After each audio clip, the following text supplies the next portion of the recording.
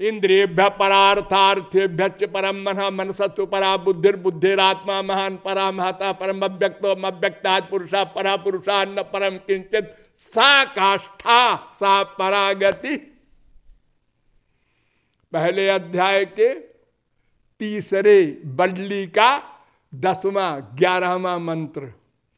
ये मंत्र कह रहा है इंद्रियों से परे, इंद्रियों के विषय उससे परे, मन उससे परे, बुद्धि उससे परे, जीव उससे परे, माया उससे परे, भगवान। तो जीव जो है यही बुद्धि से परे है, भगवान तक कहां जा रहे हो तुम? मैं को भी नहीं जान सकते बुद्धि से। मैं, ये मैं क्या है? मैं क्या है? बस मैं है ऐसे बोले जाओ बस। हाँ, भगवान का अंश है ये बेचारा, एक तुच्छ अंश है, वही नहीं जानने में आ सकता है बुद्धि के। तदव्यक्तमाह, वेदांत भी आया तीसरे अध्याय के दूसरे पाद का 22वां सूत्र। ये कह रहा है वो अव्यक्त है, इंद्रिय मन बुद्धि से व्यक्त नहीं किया जा सकता।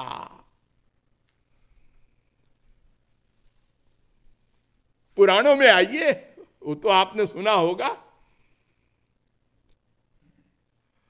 आस्थाय योगम निपुणम समाहितस्तम नाध्य गच्छम यत आत्म संभव। ब्रह्मा कह रहा है मैं छोटे मोटे की बात नहीं करूंगा। सृष्टिकर्ता ब्रह्मा जिसने नथिंग से संसार बना दिया, कुछ नहीं था और ये संसार बन गया बिना सामान के। हाँ, आज हम लोग दावा करते हैं हमने एटम बम बनाया, खोपड़ा बनाया। ये संसार का सामान लेके बनाया ना। हाँ, ये संसार का सामान किसने बनाया? ये अपने आप बन गया। जी हाँ, अपने आप बन गया।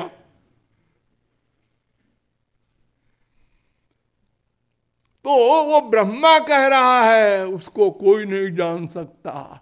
ना हम न यूयम यदिताम गतिम विदुर्नभाम देव किमुता परे सुरा।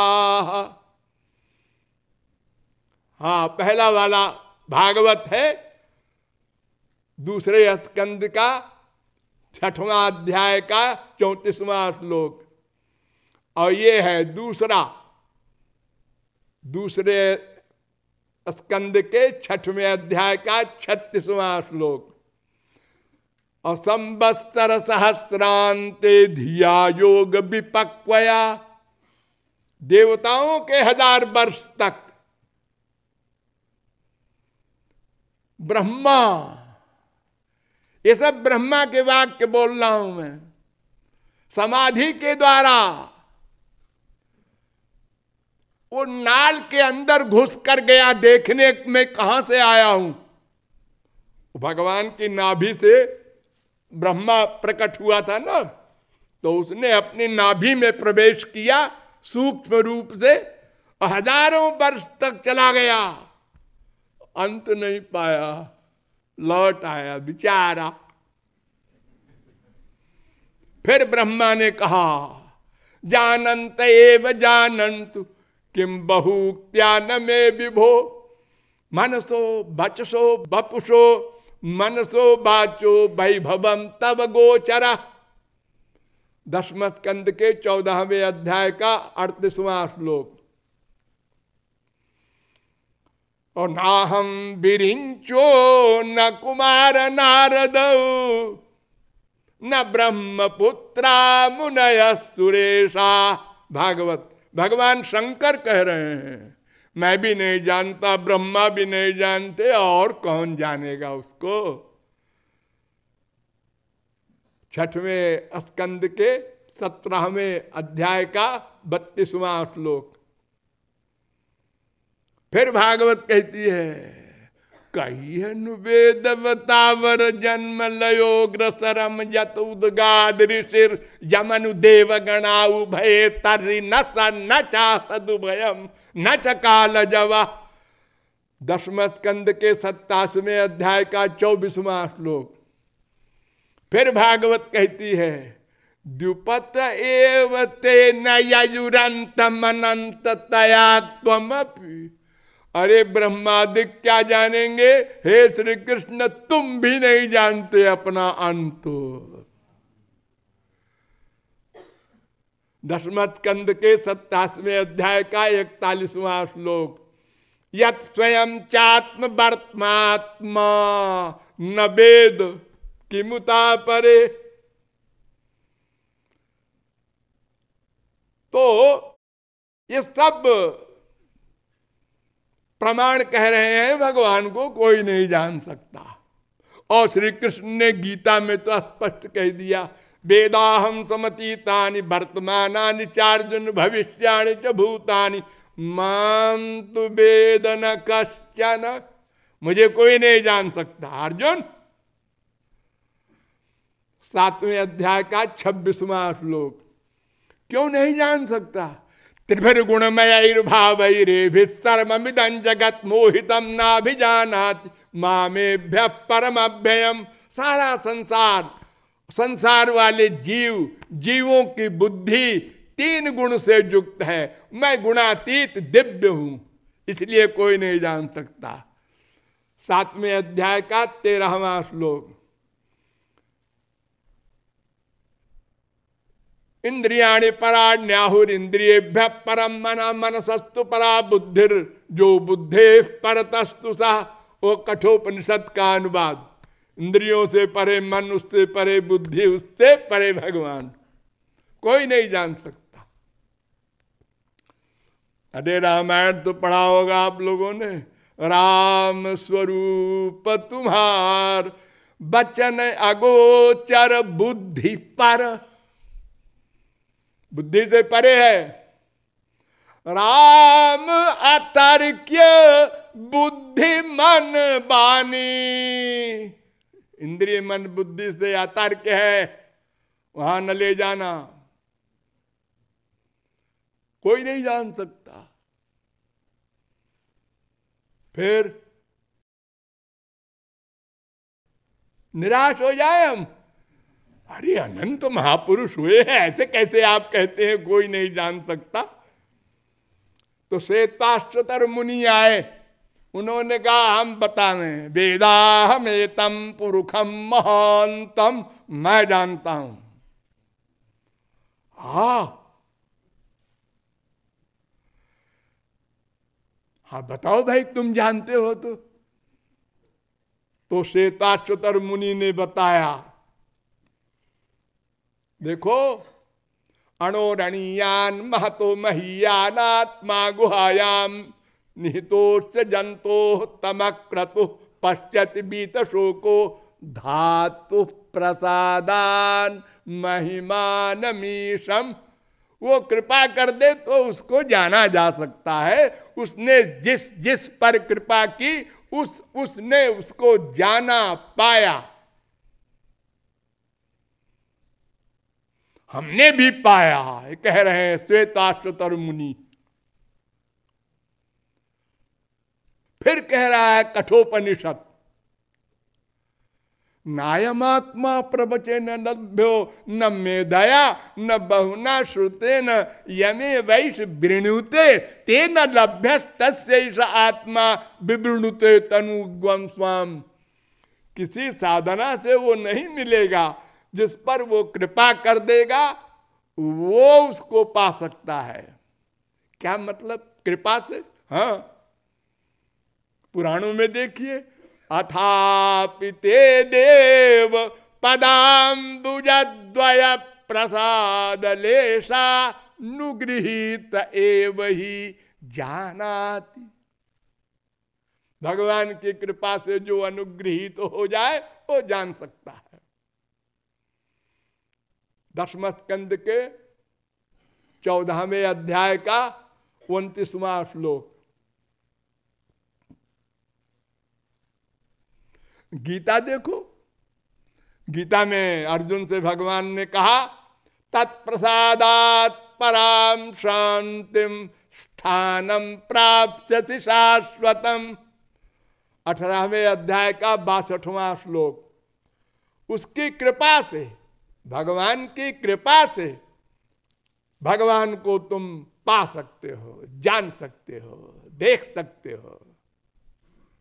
जैसे आपस में संसार में मिलते हो ऐसे मिल सकते हो। सारी गीता भगवान ने सुनाया, अर्जुन ने सिर हिलाया, अंदर से नहीं माना। और जब मान लिया तब पूछा भगवान ने 18वें अध्याय के अंत में, कच्चिद अज्ञान सम्मोह प्रनष्टस्ते धनंजय, अज्ञान चला गया तेरा रे, बुद्धि में समझ में आया? उन्होंने कहा हाँ महाराज आ गया, अब आया। नष्टो मोह स्मृतिर्लब्धा त्वत्प्रसादान मयाच्युत, आपकी कृपा से आया महाराज, हमारे अकल के सोचने से नहीं आया था, कृपा से आया। तो सोई जानई जेहि देहु जनाई, हाँ राम कृपा बिनु सुनु खगराई, जानी न जाई राम प्रभुताई। हाँ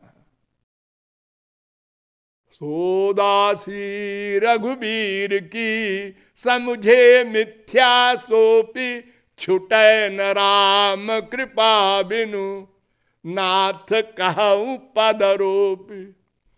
ये माया जाएगी राम कृपा से, और कोई रास्ता नहीं। रजत सीप महभासजिमि यथा भानु करवारी, यद्यपि मृषा तिहु काल सो भ्रम न सके को उठारी। और जासु कृपा आस भ्रम मिट जाई, गिरि जासो कृपालु रघुराई। भगवान की कृपा से ये अज्ञान जाएगा, माया जाएगी, आनंद मिलेगा, सब कुछ।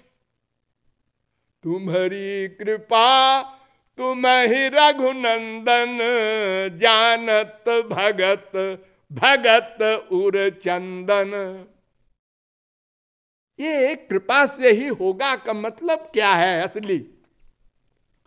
इसका मतलब यह है कि जब भगवान कृपा करेंगे तो अपनी चीज दे देंगे, अपनी आंख, अपना कान, अपनी नासिका, अपनी रसना, अपनी त्वचा, अपना मन, अपनी बुद्धि।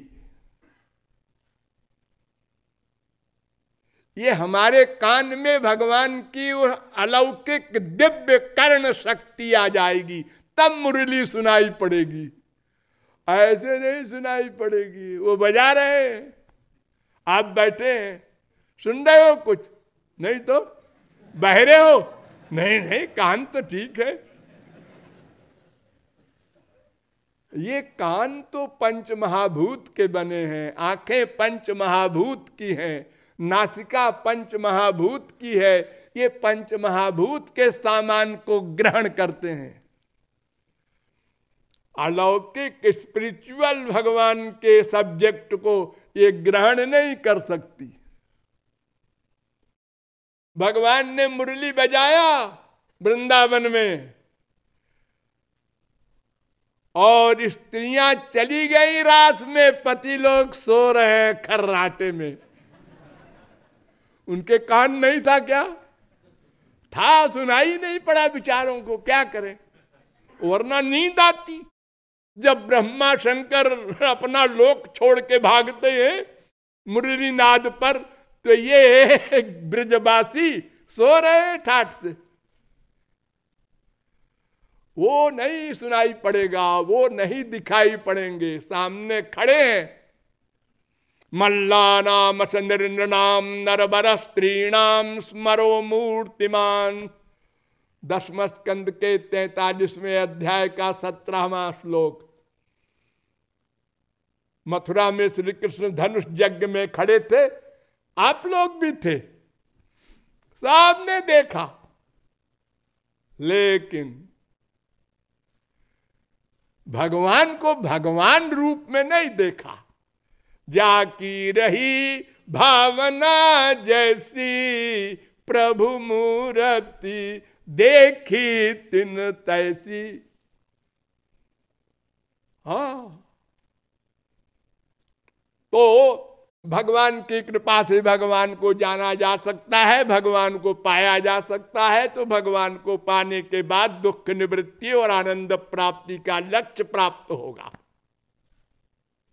ठीक, अब भगवान की कृपा कैसे होगी ये पता लगाना चाहिए, क्योंकि ऐसा तो है नहीं कि भगवान खपती है, कुछ जीवों पर कृपा कर दिया, मन में आई तो आई मौज फकीर की, दिया झोपड़ा फूक। हमारे संसार में लोग कहते हैं ना, है योगी चित्त राज चित्त, ऐसे ही होता है। आया मन में वैसा ऑर्डर कर दिया, माई वर्ड इज लॉ। भगवान के यहां ऐसी अंधेर नहीं होती। वो जिसको दर्शन दिए होंगे कुछ बात होगी, वो बात क्या है पता लगाओ। चलो वेदों में फिर, तो वेद कहता है, हाँ, यस्य देवे परा भक्तिर यथा देवे तथा गुरौ तस्यैते कथिता ह्यर्था प्रकाश्यन्ते महात्मना। वेदा ब्रह्मात्म विषया त्रिकांड विषया इमे। वेद में 3 कांड हैं, कर्म कांड, ज्ञान कांड, उपासना कांड। 80,000 वेद मंत्र कर्म कांड के और 16,000 वेद मंत्र उपासना कांड के, 4,000 वेद मंत्र ज्ञान कांड के। तो 3 मार्ग हैं। ये वाक्य कि त्रिकांड विषया इमे अत्यंत इंपॉर्टेंट है। 3 कांड हैं और वही 3 मार्ग भागवत में फिर बताए गए। योगास्त्रयो मया प्रोक्ता नृणाम श्रेयो विधित्सया ज्ञानं कर्म च भक्तिश्च। 11वें स्कंद के 20वें अध्याय का 6वां श्लोक, और वो मंत्र श्लोक है 11वें स्कंद के 21वें अध्याय का 35वां श्लोक। ठीक, 3 मार्ग है। अब एक मार्ग को पकड़ो। पहले कर्म धर्म,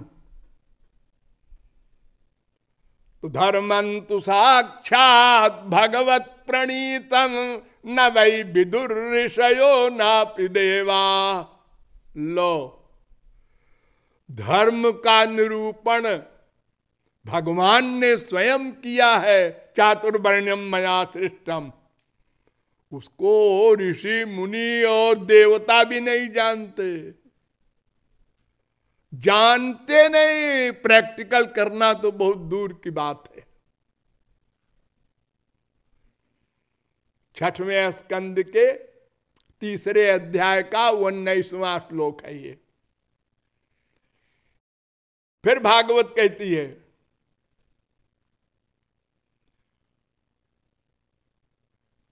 कि धर्म संपद्यते षड्भी धर्मस्तु विपर्जया। 11वें स्कंद के 21वें अध्याय का 15वां श्लोक। 6 नियमों से धर्म का पालन होता है। 6, जैसे यज्ञ है, प्रधान यज्ञ है कर्म धर्म में, वर्णाश्रम धर्म में यज्ञ, हवन करते हैं ना, इसमें बड़े नियम हैं कहां पर हवन किया जाए। अजी हमारे पंडित जी तो अपने ही घर में कर देते हैं ऐसे ही। हाँ, ऐसा नहीं है। और कब हवन शुरू किया जाए, देश काल, और किस द्रव्य से हवन किया जाए, वो किस कमाई का है। ब्लैक मनी से नहीं होगा। हाँ, और कर्ता यज्ञ करने वाले को ये पक्का विश्वास है क्या कि जो हम हवन कर रहे हैं वो देवता खड़ा है, उसको मिल रहा है? अजी किसी को नहीं है। और मंत्र, एक वेद मंत्र में एक अक्षर के, एक स्वर में गलती हो जाए तो उल्टा यजमान का नाश कर दे। पातंजलि भाष्य में कहा गया कि मिथ्या प्रयुक्तो स्वरतो वर्णतो वा न तमर्थमाह सबाग वज्रो यजमानम हिनस्ति यथेन्द्र शत्रु स्वरतो पराधात। वृत्रासुर एक राक्षस था, उसने यज्ञ कराया ऋषियों को पकड़ के जबरदस्ती, और यज्ञ में मंत्र है इंद्र शत्रुर विवर्धस्व, इंद्र का शत्रु बढ़े, यानी वृत्रासुर बढ़े, इंद्र मारा जाए। ऋषियों ने कहा बड़ी मुसीबत है, अभी ये तो मार डालेगा अगर नहीं यज्ञ करेंगे तो, और हमारा देवता है इंद्र और हम ही उसको मरवावे। तो उन्होंने चालाकी किया, इंद्र शत्रु में आद्युदात्त को अंत्योदात्त कर दिया, तत्पुरुष समास के जगह बहुब्रीहि समास हो गया और अर्थ उल्टा हो गया और वो मारा गया वृत्रासुर। इसी प्रकार ब्रह्मा के इला लड़की हुई, पुत्र के बजाय विधि में त्रुटि हो गई। कहीं भी एक स्वर गड़बड़ होगा तो ये 6 नियम कड़े कड़े हैं। इन 6 नियमों का पालन करे तो वो हुआ धर्म, और उसका फल नश्वर। प्लवाहेते अदृढ़ा यज्ञ रूपा अविद्यायाम बहुधा वर्तमाना अविद्यायाम अंतरे वर्तमाना इष्टापूर्तम मन्यमाना वरिष्ठम। अनेक वेद मंत्र हैं इसके लिए जो ये बता रहे हैं कि वो यज्ञादिक का जो फल स्वर्ग है वो नश्वर है। कर्म धर्म आदि वेद से लेकर रामायण तक हर ग्रंथ कह रहा है कि स्वर्ग जाने वाला घोर मूर्ख है, प्रमूढ़ा वेद कहता है। आप लोग अपने पिताजी के मरने पर चिट्ठी लिखते हैं स्वर्गवास हो गया, यानी आपके पिताजी घोर मूर्ख थे जो स्वर्ग के लिए प्रयत्न किए थे। तो ये कर्म धर्म से हमारा काम नहीं बनेगा, और बहुत सारी बातें हैं कर्म धर्म में, और इसी प्रकार ज्ञान के विषय में सब विचार किया जाएगा, और अंत में आपको बताया जाएगा कि भक्ति के द्वारा ही लक्ष्य की प्राप्ति होगी। शेष फिर बोलिए लाडली लाल की।